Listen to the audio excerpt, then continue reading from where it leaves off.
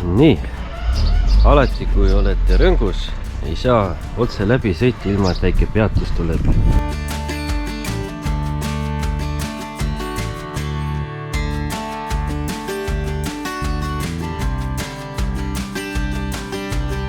Ja täna on selles mõttes eriline video, et keskendumegi, pühendame kogu video ühele väetaimele. See on siis, ütleme, et supertaim, siis kevadine Eestimaa kotši või mis need superväetaimed on.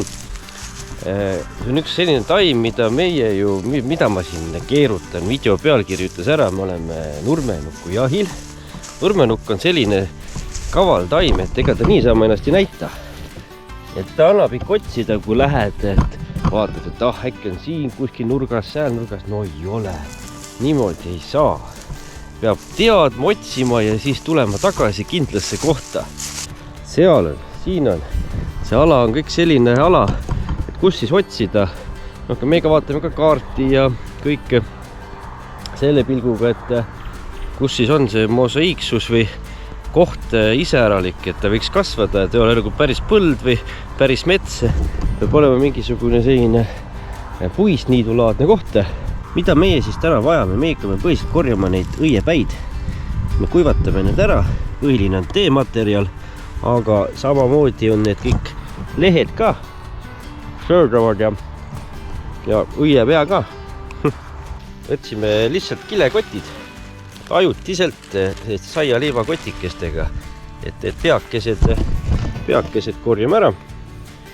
Me lehti ei hakka võtma, muidugi lehtedest tehakse ka salatit või pannakse teiste salatite sisse. On ju? Ja, lehtedes on kõige rohkem C-vitamiini. Jaa, võib-olla natuke korjamegi, teeme pärast ühe salati ka. Paneme nurmenukku, lehti ja õisi ja kõike muud. Kasutatakse seda umbes nii nagu tavalist salatit. Lehte. Jaa, ega see elu kerge ei olnud vanasti, et sa pidid ikka teadma, mis sa ajad metsast saad ambal. Ei olnud lehtsalati peenraid võtta. Et see korilane pidi ikkagi kohanema ja see nurmenukk on ka selline, et kuna ta siis õitseb ja kasvab.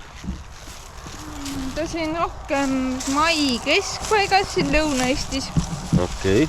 Põhja-Eestis olen kuulnud, et on selline nädalakke hiljem võib-olla. Ega looduses tuleb kiiresti reageerida, ega paljud asjad õitsevadki väga lühikest aega ja annavad ka oma vähe ära ja siis kui maha magasid, siis pead ootama järgmist taime ja järgmist käiku.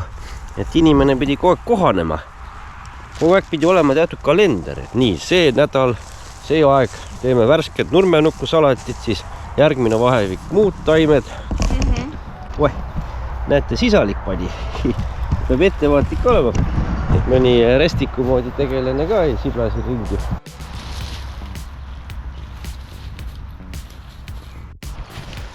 No näete, see on väga eriline, see on iga aasta üks ainukene siin sellist hübriidset tooni. Sellist nurmenukku ei olegi tihti leidnud. Ja miks siis seda hinnalist kraami ikka vaja, ega ütleme, et igasugused saialilled, piparmündid, nurmenukk, pärnaõied, kõik need liigituvad ikka sinna samasse kategooriasse. Ma panen siia nüüd nimekirja, mida kõike nurmenukku õis sisaldab, et miks me temast teed teeme. Ja kurat, ei jõua seda ühte teed kogu aeg juua. Näiteks igal ravimtaimel on omad iseärasused toimete osas ka. Ja teistpidi meie joome ka kogu külma aja ikka vahelduvalt neid raviteesid. Ja mis sinu kogemus on nurmenukuga? No, kõik, mis sa rääkisid, on õiged, ega eks ta nii käib, et ei jaksa ju kah kogu aeg seda ühte ja siis võtad teist ja kui ma köha puhul on kõige parem jällegi nurmenukk ja eks igaühel ongi selline oma spetsiifika, miks ta just kõige parem on. Jaa, nii ja koht, mis saab rohkem päikest. Siin on juba kenad, ilusad, näed, varjulisemas kohas oli rohkem kinnisemaid ka. Me oleme teadlikult sõiduteest umbes ikka 300 pluss meetrit eemal, et müra kostub, aga need ei tohi pesta ju. Et tuleb korjatagi niimoodi, et pesemine on mõtet. Pesemine võtab viidasliku tulid ära. Ja mis sa pesed tema siis panete ahju kuivama või? No ei hakka sellist lollitama.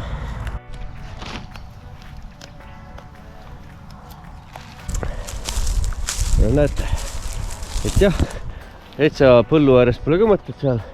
Põllumasinad on tolmeldanud, aga noh, edeneb. Et siis siit põld on kaugema. Siit on hea kõrjata. Ega neid palju rohkem polegi vaja. Täpselt niimoodi, et aasta jagu on hooleta endale ja lähedastele, sest ega siis igasugune ravimtaim, see keskmine kasutusaeg on 2 aastat peale kuivatamist. Noh, peale 2 aastat visuaalselt temaga ei ole midagi probleemi, aga tema toimeaine ja toimeefektiivsus hakkab märgatavalt vähenema. See on selline praktiline kogemus tarkadest raamatutest, et siis peab jah kõik ära tarbima täpselt nii palju korja kui vaja ja järgmine aasta uuesti, et maksimaalselt 2 aastat ette. Ups! No näed, olemegi kodus tagasi ja kuivatamine on ka omamoodi ettevalmistus. Õnneks meil on sellised toredad paberid, et me oleme esikus, siia see päevavalgus üldiselt ei lange, et praegu on ju väljas valge ja meil on esikus võt nii hämar ja noh, kõige parem ongi võimalikult hämaras lasta ära kuivada. See kuivamisprotsess tänapäevases ilmas juba võtta ainult paar päeva aega siin jälgima, vahepeal saab segada ja me laotame kõik tänase saagi siia niimoodi ühtlaselt peale. Saak on meil siis nii-öelda saiakotikestes ja noh, üksjagu seda. Juba ongi laiali laotatud, laud on täis juba. Teeme täna selle salati ka ära, maitseme pärast poole, et see on ju ka tegelikult C-vitamiini täis praegu. Võrreldakse kibuvitsa marjaga ja noh, seda enam ongi vaja. Läheme kogu aeg poodi ja ostame seda poesalatit, no mis pärast. Sööme siis nurmenukku ja paneme poesalatile teda juurde. Et päris nurmenukku salatit me vist täna ka ei tee. Meil on muidugi seda lehte ka.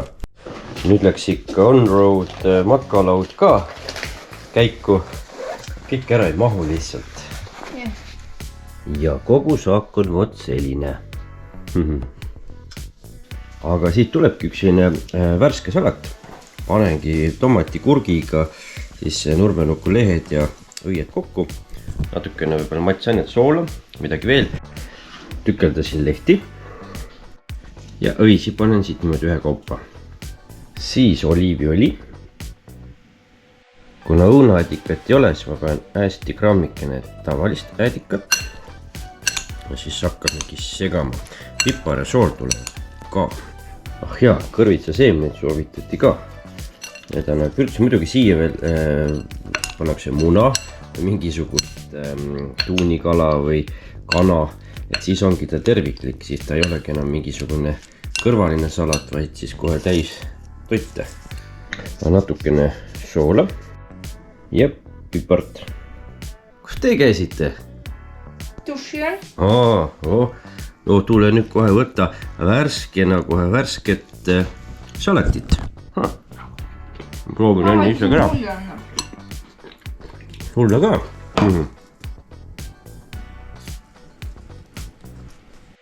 Ja see muidugi, mis salatist üle jääb, muidugi sööge salatit iga päev, lähebki kannu. Et noh, ja siis selline 60 kraadine vesi peale. Meil läks kurat täna hommikul kiirkeedu kann katki, ma ei tea, mis ta lollitab. Aga noh, meiega nii teemegi, laseme ta natuke tõmmata. Muiduks väga palju ei pea panema see nurmenukku. Nurmenukku on jumala tugeva kontsentraadiga, et mõnda asja pole suure peotäie ja vaatad, noh, mitte midagi ei ole. Aga seda on ju täpselt mõõdukalt vaja. No näete, minul on ikka see jõuduubitäss, mis jõuduub ise saatis. Ja noh, näed, nüüd ei ole seda läbipaistvat klaasi, teetassi. Värvus on ilus erkkollane. Aga noh, mis seal ikka?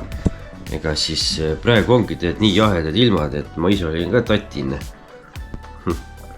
Tuleb teed juua, ega siin midagi. Ja muidugi meie rõnguskäik tõi vot sellise tulemuse.